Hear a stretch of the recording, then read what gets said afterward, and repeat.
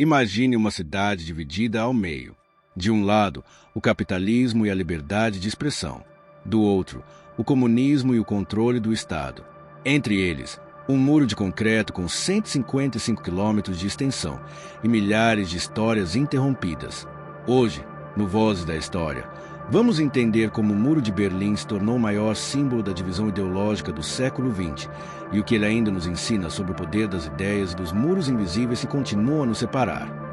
Após a Segunda Guerra Mundial, a Alemanha foi derrotada e o país, assim como sua capital, Berlim, foi dividido em 4 zonas de ocupação: norte-americana, britânica, francesa e soviética. Em 1949, essa divisão se consolidou. Alemanha Ocidental, RFA, sob influência dos Estados Unidos e do capitalismo. Alemanha Oriental, RDA, sob domínio soviético e do comunismo. Berlim, localizada no meio da Alemanha Oriental, se tornou o epicentro da tensão da Guerra Fria. A cidade era uma vitrine ideológica. De um lado, consumo e liberdade, do outro, vigilância e repressão. A Guerra Fria não foi uma guerra direta, mas uma disputa entre duas visões de mundo: capitalismo, liberdade individual, propriedade privada e economia de mercado. Comunismo, igualdade social, economia centralizada e poder do Estado. Cada lado acreditava ser o caminho certo para o futuro da humanidade.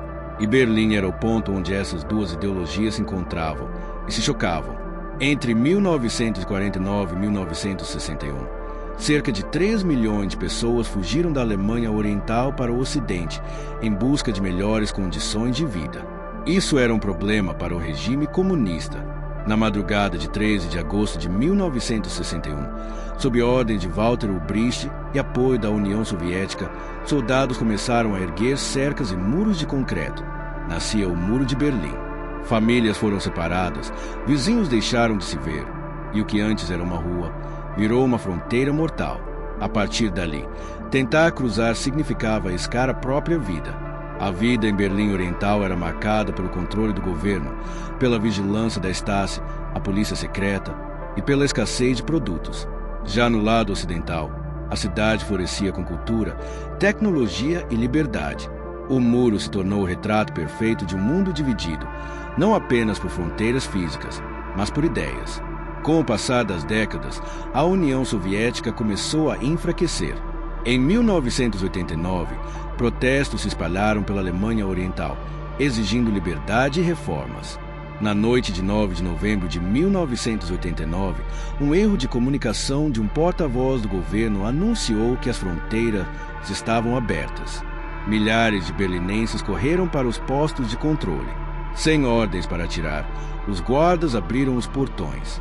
O mundo assistiu, ao vivo, o fim de uma era. Pessoas choravam, se abraçavam e derrubavam, com as próprias mãos, o muro que por 28 anos simbolizou o medo e a separação. O Muro de Berlim caiu, mas as ideologias continuam, mudadas, adaptadas, mas ainda presentes. Ele nos lembra que nenhuma barreira dura para sempre, e que as ideias, assim como liberdade, sempre encontram um caminho. E talvez o verdadeiro desafio da humanidade seja derrubar os muros invisíveis que ainda erguemos entre nós, de preconceito, desigualdade e intolerância. E este foi mais um episódio do Vozes da História. Se essa história ecoou em você, deixe seu like, inscreva-se e compartilhe para que mais pessoas ouçam as vozes que o tempo quase calou.